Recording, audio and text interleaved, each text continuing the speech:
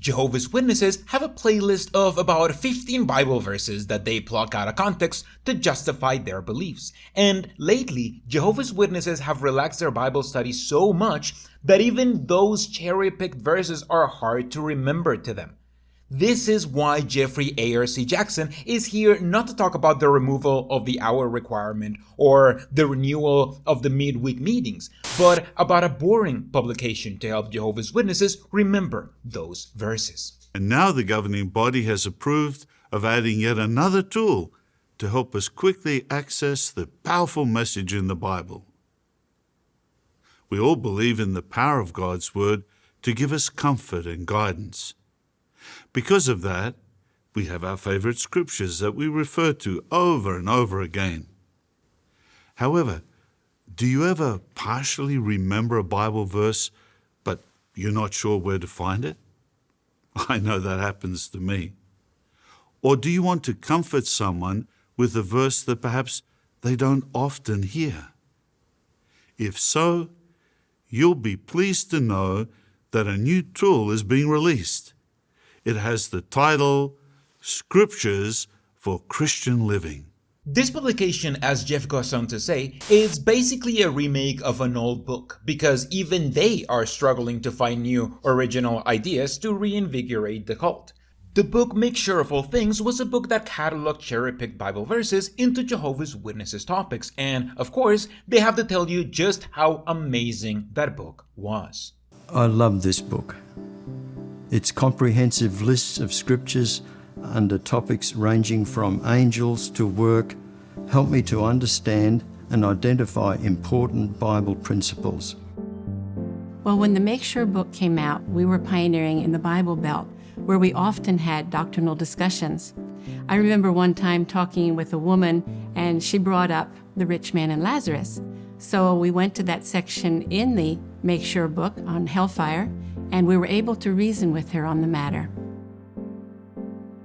I was in the Air Force when I got the truth, and so this book helped me to understand a lot more clearly issues relating to war, neutrality, and friendship with the world. To this day, I keep my copy handy. I would say that it was a teaching tool of the time, and as pioneers, we never left home without it. If this book was so amazing, then how come it has been out of print for the better part of half a century? Jehovah's Witnesses used to sell books, so that's why they used to produce so many, since followers were to buy every single book that the religion produced. Now that the religion doesn't sell books anymore because no one does, the religion publishes fewer books than ever to keep members engaged, and reminds them that books are available digitally so they don't have to spend any money printing them. Scriptures for Christian Living, which we'll refer to as SCL, makes it easy to locate Bible verses and accounts to help you deal with challenges and to encourage others. It doesn't list all the scriptures on a given topic. Instead, it groups the various subjects by category. To find a subject, use the search box in JW Library or browse the categories. SCL is divided into 7 categories: challenges, conduct, congregation, daily life, family, spirituality, and qualities. Select a category and then scroll down the list of topics. If you're not sure which category might have the subject you're looking for, select All. Many of the subjects have these features. Under each topic, you'll see a number of statements or questions in bold. The cited verses support the statement or answer the question. In some cases, there are See Also verses or relevant Bible accounts listed.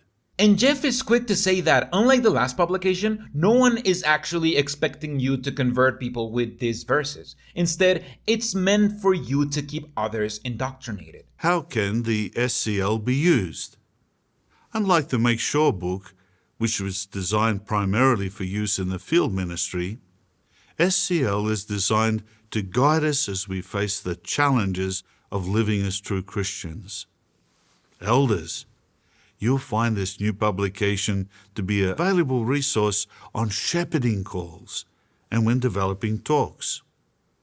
Family heads, you may want to use the material as the basis for some of your family worship sessions.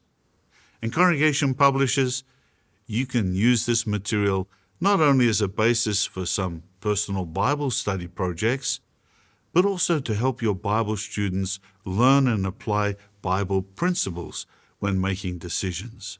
As we've heard, converting others, which is supposedly a priority to Christians, is left till last, because this religion has all but given up converting others.